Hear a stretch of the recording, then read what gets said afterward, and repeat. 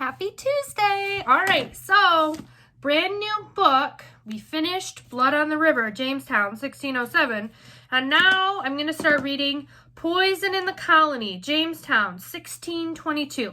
So it is following the same characters, and it's by the same author. So I did not realize that Blood on the River had a second book, and I'm pretty excited to read it. I haven't read it yet, so we'll be reading it together. I'm pretty excited. So here is what the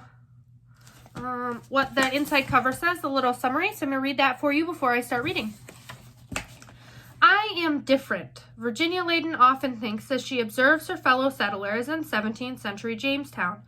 But Virginia's life is not so different than theirs. She and her family live in a small one-room house with a dirt floor.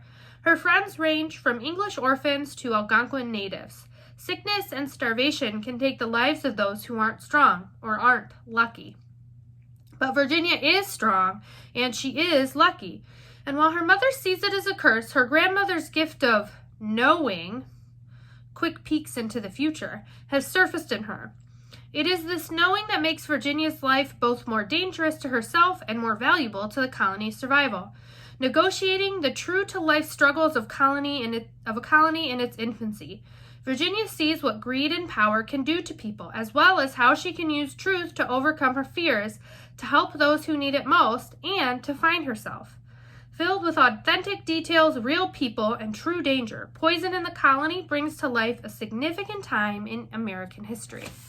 So, it definitely sounds pretty interesting. I'm intrigued to see what this small peeks into the future is with Virginia. But we're picking up about... It's about 12 years later, so I'm excited to see what that looks like. So, all right, so the prologue. I am different. That is what Samuel says, and I believe he is right. I was the first one born into the colony. I was the only child to survive the starving time. But those things are not what make me different. It is the knowing that makes me different. So that's she sees a little bit into the future, I guess. So it looks like this is broken up into parts and then chapters. So part 1 is memories. Let me go to chapter 1, April 1613. It is night. I am sound asleep until Samuel lifts me up from bed. I am small, only 3.5 years old. My feet dangle to his knees as he carries me out into the night. Where are we going? I ask sleepily. Shh, he whispers, and swings his long strides through the sleeping fort.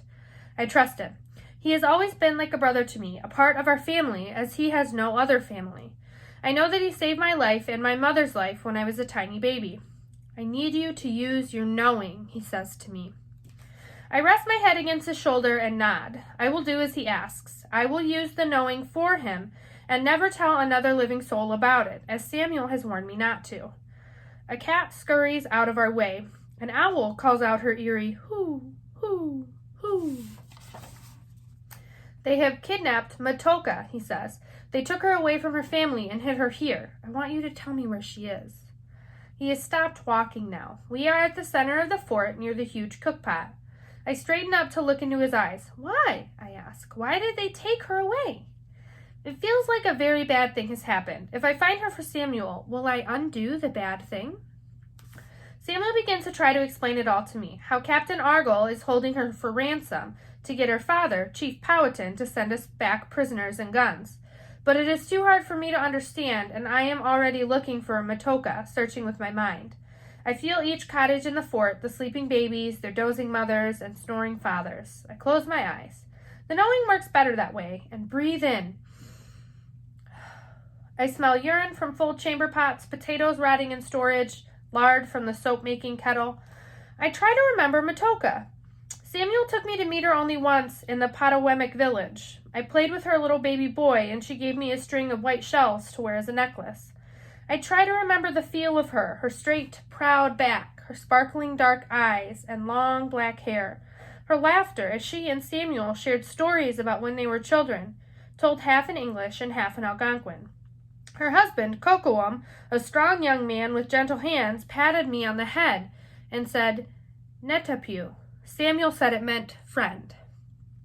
I take the feeling of her and send my thoughts out to search. Matoka, where are you? A breeze lifts the dust and makes me cough, and it comes to me like the ping when the blacksmith hits the anvil just right, or one loud, clear note played on a flute. I know where she is. I wriggle down from Samuel's arms and pull him past the cook pot, between the chicken coop and the barn, past the church to the Reverend's cottage. Here, I lay my hands against the wattle and daub of the cottage. She is here. Samuel scowls and grumbles something about them hiding their treachery behind piety, words I won't understand until I am older.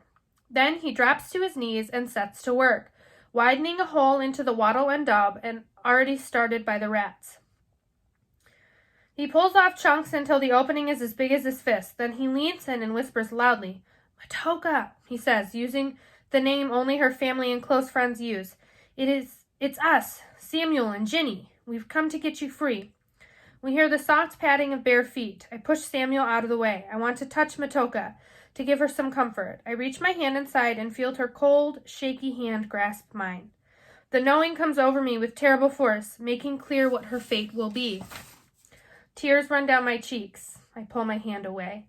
Samuel puts his mouth to the opening. He whispers, telling her how what they've done is wrong, how we're going to get her out of here. But I know he is powerless. And I know that Matoka, or Pocahontas, as most people call her, will never see her husband and small son again. She will remain a kidnapped prisoner for a very long time. Oh, that's a sad memory to start with. So I think I'm going to read 2 chapters a day, but I'm going to make them into separate videos. So I will upload the second video of the next chapter just in a little bit. Bye, guys.